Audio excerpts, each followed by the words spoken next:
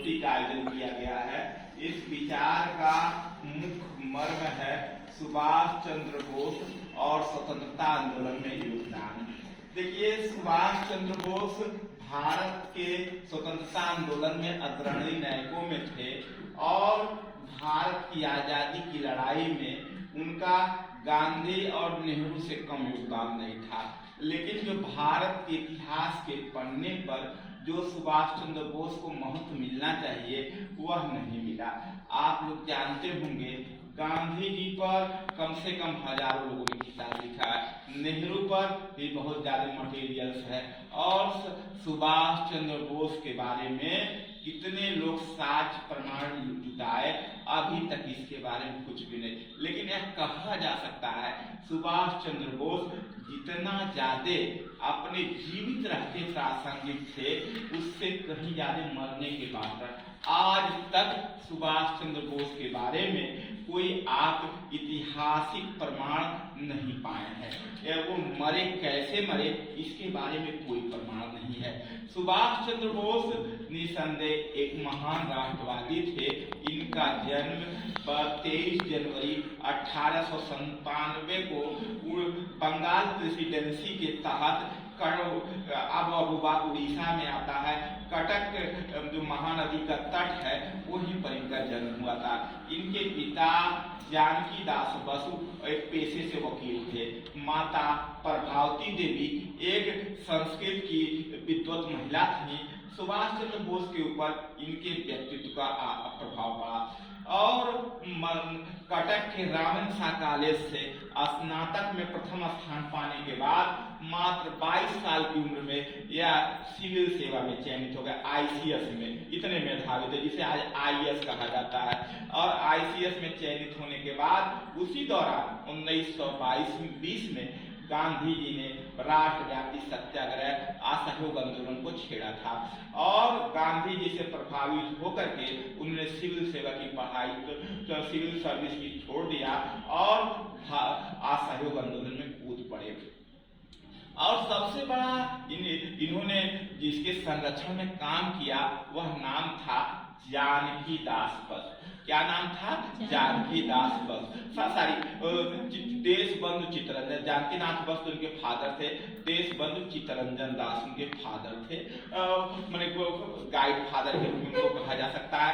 और जब 1920 के दशक में चित्तरंजन दास कलकत्ता के मेयर थे तो उस समय कार्यकारी अधिकारी हुआ करते थे।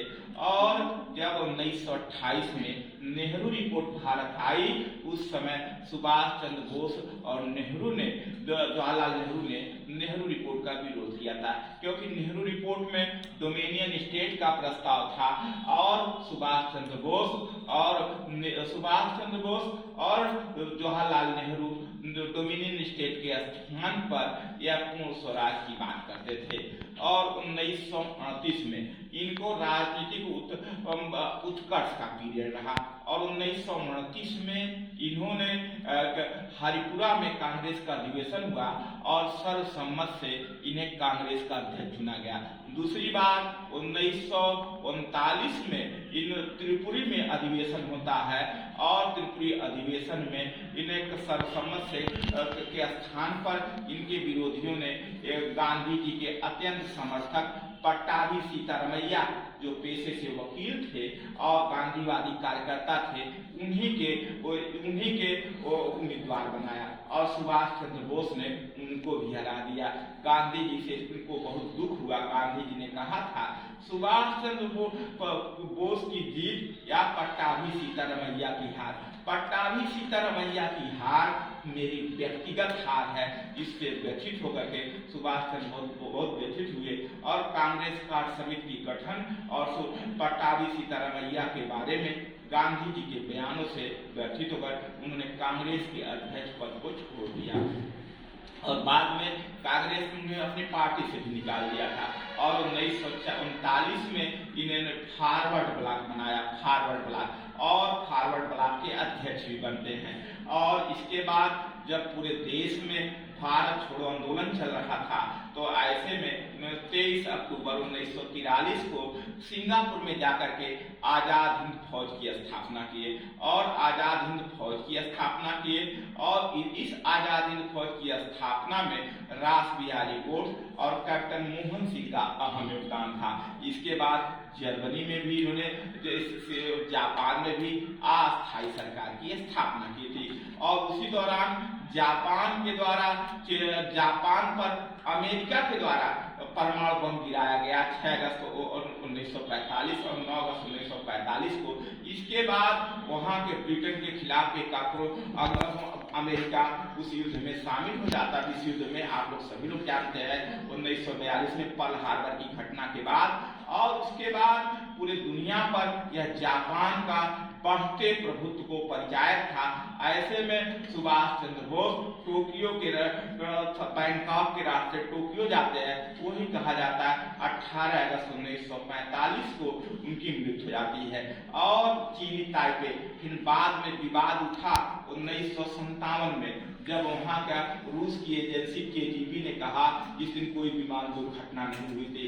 अब इसके बाद 1967 में मिस्टर खोसला आयोग बना, फिर उसके बाद खोसला आयोग बना। इसके बाद वाजपेयी जी के समय मनोज कुमार मुखर्जी आयोग बना, फिर जनता पार्टी की सरकार आई तो शहनाज आयोग बनता है। शहनाज आयोग बनता है। इस आयोग के बाद आज तकले भी उनकी मृत्यु को पुष्टि नहीं किया गया। 2002 में तत्कालीन प्रधानमंत्री अटल बिहारी वाजपेयी के द्वारा जो भारत में मनोज कुमार मुखर्जी आयोग बना, उन्होंने कहा कि विमान में दुर्घटना में उनकी मृत्यु नहीं हुई है, उन्होंने पुष्टि किया था। आज